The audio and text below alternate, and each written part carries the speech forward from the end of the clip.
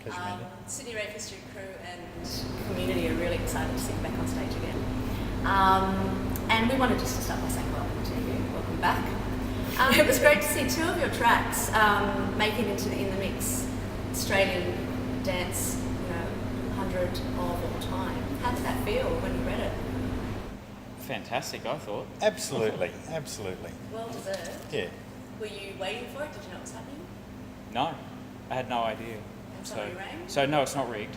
And those lists are always, life's complicated, and I always find those lists a bit odd, but when one does come out that's so pertinent to our own sort of history and life, it's like, we were seriously there, so you wanted, so we were very jazzed. Yeah. And interestingly as well, that it wasn't the more popular radio singles, that it was something like Mrs. Hume, which was a B-side on a vinyl, which we loved, and a number of people were really like, aren't you going to do this as a single? It's like, it was just a thing that was there. Yeah. But it kind of got recognised after the fact, which was nice. Segueing from hearing the track, get into that was not a radio hit.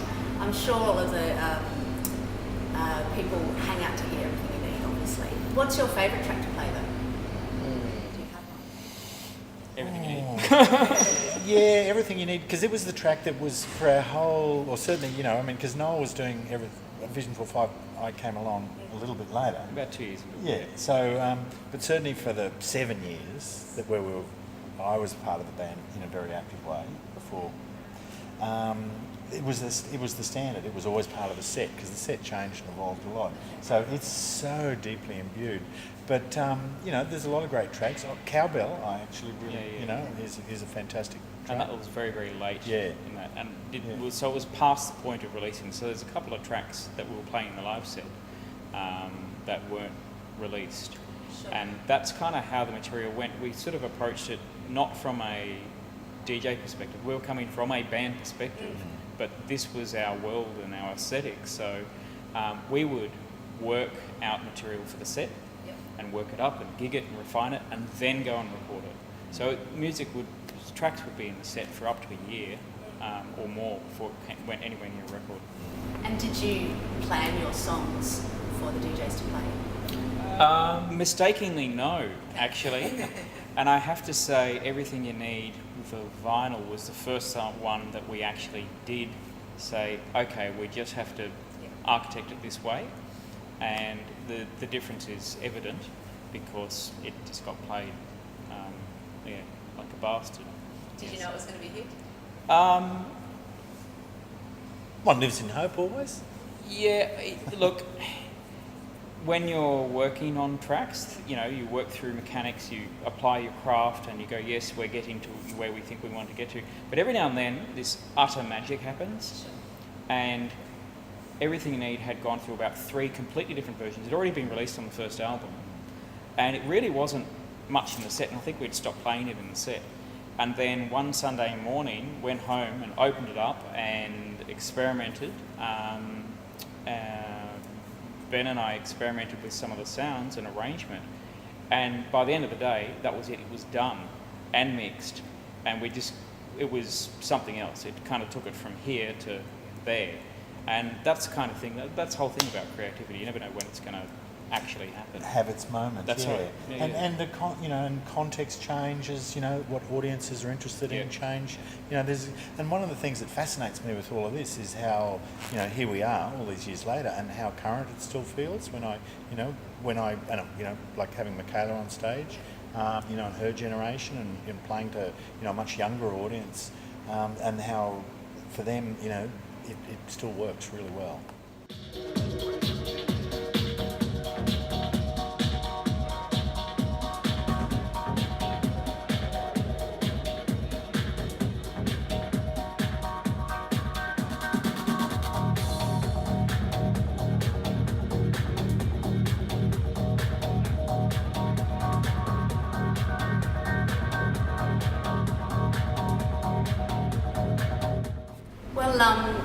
The history of Vision 45 dates back to the early 1990s, if not 1990, and you have been a favourite amongst the dance scene. But these days, can you give us a brief overview of your careers visually and musically? briefly, because I know you've done so much. What have you been doing? Well, basically, I just call myself an artist, and people say, "Oh yeah, what do you do? Paintings?" And it's like, nah. So I make interactive multimedia art. I make big public installations. I also design it for contemporary dance, opera. I have, as well as the reformed Vision 4.5, I have another band called Haptic, which does a sort of ambient dub, live sound and vision thing. I have. I take on some very big commissions sometimes. I've been doing a lot of work in China and Asia and all over there. So, I just keep on doing stuff basically. And I'm not that, and that's why at the end of the day I just say, hey, look, I'm an artist. And people sort of, always, and it's interesting because, I'd been making music for a long time before I became part of Vision 4.5, and in many ways I focused on the interactivity and the vision, not just the vision, but the interactivity of what we did on stage during the Vision 4.5 time. So these days, I do all sorts of stuff, and what's always driven me all my life and all my creative career is is live sound and vision and bodies, and putting those three together. And then through doing that, I've explored all sorts of different technologies and interactive technologies, and we'll probably talk about that in a moment. But I've also enjoyed exploring context. So I've never been a guy who was that interested in, only showing in white box galleries or all of that, even though I do that as well now.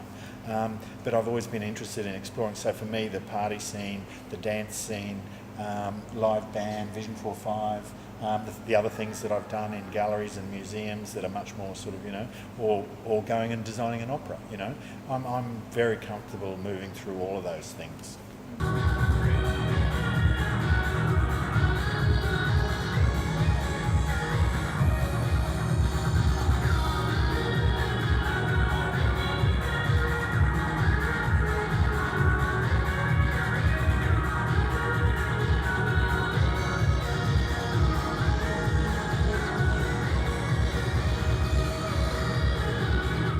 Because for us, we always had this real intense thing about the liveness of what we did was genuinely live in a world where, and it was at a time, coming out of the 80s where even notions of singing to backing tracks were being, that was a sort of questionable, whereas now anything goes, and audiences can't necessarily discern what's going on anymore, nor should they necessarily, because at the end of the day, it's about energy and engagement. So we always had this proposition that it was about, our fundamental proposition was stage as instrument, and that we would be playful, and that everything on the stage and the interactive components and the toys and the things we used to bring onto stage, and every now and again we'd throw sort of some of that out to the audience, whether it was physical toys for them to sort of throw back or play with, or interactive components for them too on some of the shows. So we always sort of worked from that point. Yeah, so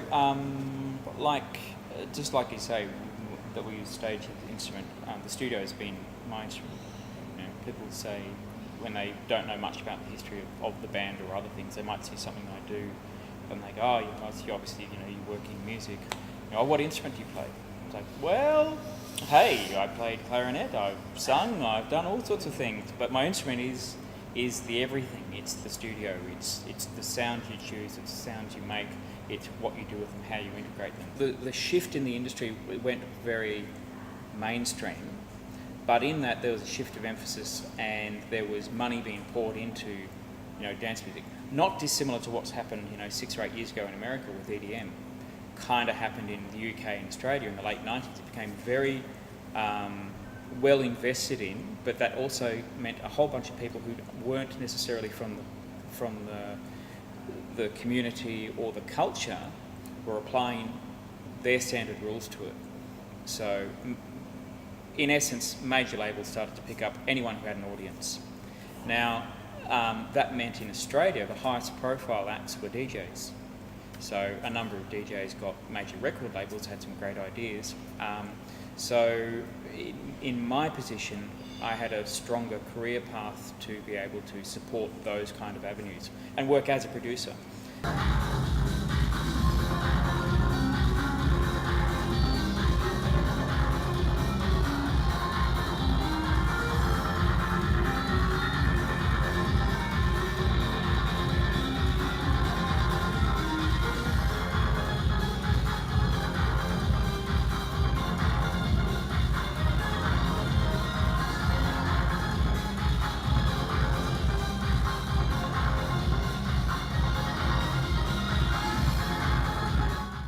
I've worked as a producer for a number of years, and worked outside music a little bit, crossing over into kind of audio visual, because programming is programming when you understand the theories and principles, which then kind of led me, and I met a number of directors, and I worked a bit in film and TV, which really excited me, and that kind of this natural gravitation came from my experience in working with Tim and working on stage with Vision.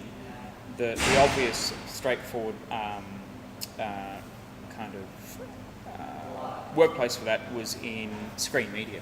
So working as a composer in screen media, of course. So yeah, a bit of that. God, I did a bit of music direction for events as well. It's all part of growing up as well. You meet different people that you knew from 10 years ago are suddenly doing something, and they go, "You're someone that I really like what you did when you set yourself a task. I would love you to be able to help me with these kind of things and bring, musical advice and staging and an understanding of audiences and that kind of thing." So, and a reputation for delivering. Yeah, well, that's right. Yeah. So it's all part of growing up and getting a real job, isn't it? At the time, were you guys copied or emulated, or were there other people doing what you were doing together, the audio and visual together? Or do you find yourself... No, because it was too expensive. Okay. Yeah, it's not like now where you go, "Oh, I've got this idea to do something. Oh, I saw someone do something on YouTube, I'll do that." Because what was required was, there was one small component that was critical to the interactive system. You've got to shell out 10 grand for that one thing. And, if you're spending thousands of dollars on every synthesizer and you're building up this arsenal to diversify your production capability, you're not going to go and spend that kind of money unless you really know that's what you're going to do. It was the people who came and saw us who knew about us. Yeah. And it was street press. It was Yeah. pieces of paper scattered around cities, Yeah. Very, It's very very different, different way of approach. And And we do tours with Big Day Out, and other international band managers would see us and go, "You guys should be huge," and it's like, give us a gig. And story of our lives really, but that's a good. At the end of the day, it's just a privilege to get to keep doing what you love doing. So for us to be here and be on stage again is just absolutely fantastic, and to be able to be at this point in my life and continue to be a creative and be able to express myself in all sorts of ways, I feel in the world is a privileged position.